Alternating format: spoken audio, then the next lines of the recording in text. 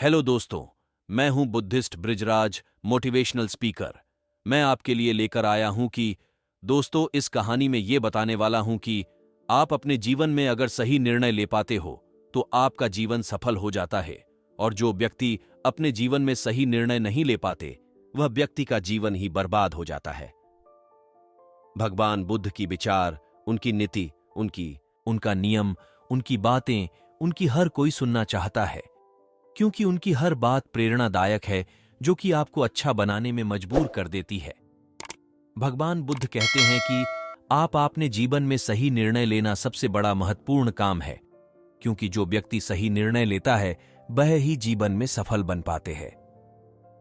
भगवान बुद्ध ये भी कहते हैं कि जो व्यक्ति की मन में अच्छा विचार और अच्छी सोच है वह व्यक्ति सही निर्णय लेने में सक्षम है।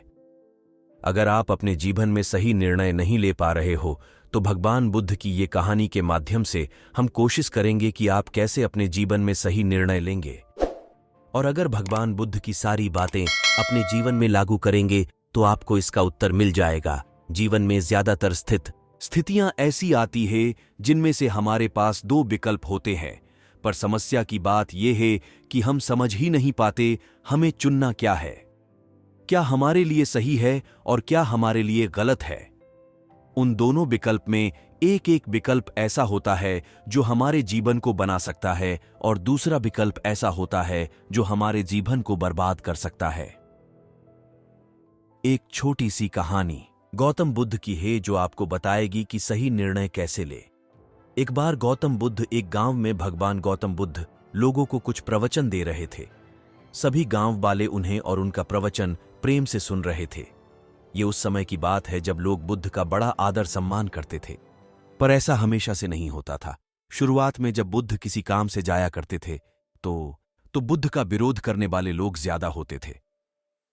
पर जैसे जैसे लोगों ने बुद्ध की बातें सुनना शुरू किया, लोगों की सोच और लोगों की विचारधारा बदलने लगी और बहुत लोग बुद्ध से जुड़ने लगे और उन्हें पसंद करने लगे। सभी गांव वाले बुद्ध की बात ध्यान से सुन रहे थे। उन गांव वाले लोगों में एक व्यक्ति दूसरे गांव के थे जो बुद्ध की बातें सुन रहा था।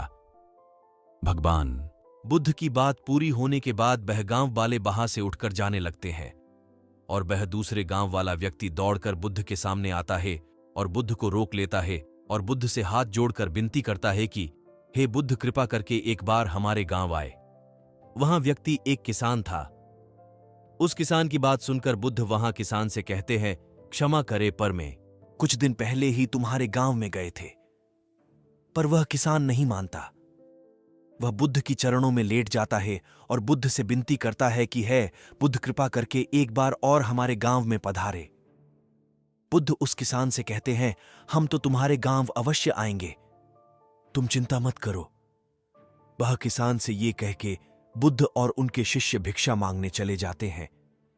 अगले दिन सुबह ही बुद्ध और उनके कुछ भिक्षुक शिष्य उस गांव कवलिये प्रस्थान करते हैं। कुछ देर में ही बुद्ध और उनके भिक्षुक वो गांव में पहुंच जाते हैं। बुद्ध को देखते ही सभी गांव वालों की भीड़ हो जाती है। गांव के सभी लोग बुद्ध के पास आते हैं और बुद्ध के सामने बैठ जाते हैं। लोगों के नाम जो भी प्रश्न आता है वह सभी गांव वाले भगवान बुद्ध से वह प्रसन्न करते और बुद्ध उनकी सभी प्रश्न का उत्तर देते हैं। गांव के सभी लोग बुद्ध की ओर जाते हैं, लेकिन भगवान बुद्ध के विचार, उनकी नीति, उनका नियम, उनकी बातें, उनकी हर प्रेरणादायक कहानी से हमें जीवन में बहुत कुछ सीखने को मिलता है, क्योंकि उनकी हर बात प्रेरणादायक है जो कि आपको अच्छा बनाने में मजबूर कर देती है।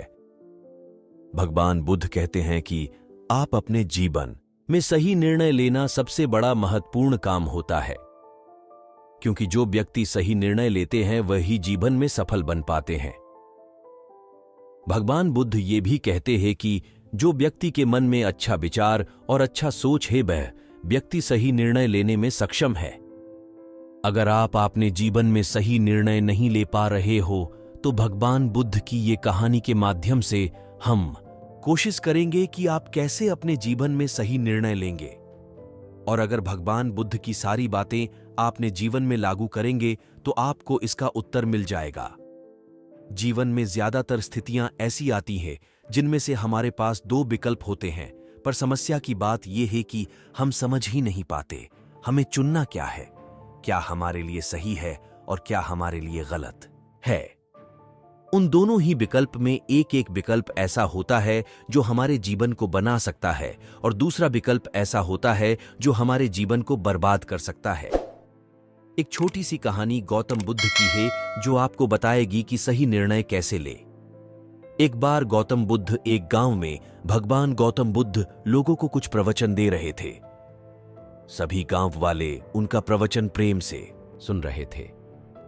ये उस समय की बात है जब लोग बुद्ध का बड़ा आदर सम्मान करते थे।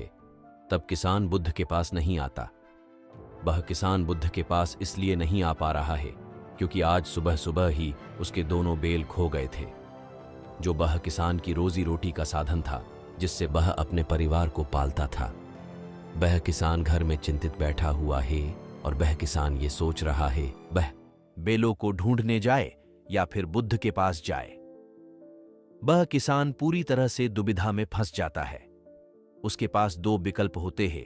पहला विकल्प तो ये है कि वह बुद्ध के पास जाए और उनकी बातें सुने, क्योंकि बुद्ध को उन्होंने ही आमंत्रित किया है। और दूसरा विकल्प उसके पास ये होता है कि अपने बैलों को ढूंढने जाए, जिससे भी अपने परिवार को पलता था। वह किसान बहुत सोचने के बाद वह किसान एक विकल्प चुनता है। आपको क्या लगता है कि उसे क्या चुनना चाहिए? वह किसान चुनता है कि वह बैल ढूंढने जाएगा और वह यह निर्णय लेने के बाद तुरंत जंगल में अपने बैल को ढूंढने के लिए निकल जाता है। भगवान बुद्ध और उनकी सभी भिक्षुक वह किसान का इंतजार कर रहे थे जिसने बुद्ध को बुलाया है। बहुत देर इंतजार करने के बाद बुद्ध और उनके भिक्षुक उस गांव से वापस चले जाते हैं। किसान बड़ी मेहनत के बाद वह दोनों बैल को ढूंढ लेता है और वह किसान बहुत दुखी हो जाता है। उसे खुशी तो होती है क्योंकि उसके बैल मिल गए, और उसे दुख इस बात का है कि उसने ही तो बुद्ध को उसके गांव में बुलाया था और वह ही बुद्ध से नहीं मिलने गया। अगले दिन सुबह ही वह किसान बुद्ध को ढूंढते ढूंढते बुद्ध के पास पहुंचता है और उनके चरणों में लेट जाता है और वह किसान बहुत रोने लगता है। बुद्ध उस किसान से कहते हैं, तुम रो क्यों रहे हो? वह किसान बुद्ध से कहता है, हे बुद्ध, मैंने ही तो आपको आपने गांव में बुलाया था और मैं ही आपसे मिलने आना सका। बुद्ध, मैं आपको बताना चाहता हूं मैं आपसे मिलने क्यों नहीं आ सका। कल जब आप हमारे गांव में आए थे उससे कुछ समय पहले हमारे दोनों बैल जंगल में खो गए थे और मेरे पास 2 विकल्प थे। पहला, या तो मैं आपकी बातें सुनने आऊं और दूसरा, या तो मैं अपने बैल को ढूंढने चला जाऊं। बैल मेरी रोजी रोटी है, इससे पालकर मैं अपने परिवार का गुजारा करता हूं और बैल मुझे वापस नहीं मिलते तो हम और हमारा पूरा परिवार भूखा मर जाता, इसलिए मैं दूसरा विकल्प चुना। तो दोस्तों, आज की वीडियो में इतना ही। उम्मीद है आपको पसंद आई होगी, तो वीडियो को लाइक और चैनल को सब्सक्राइब करना ना भूलिएगा। ओम बुद्ध बुद्धाय नमः। ओम बुद्ध बुद्धाय नमः। ओम बुद्ध बुद्धाय नमः।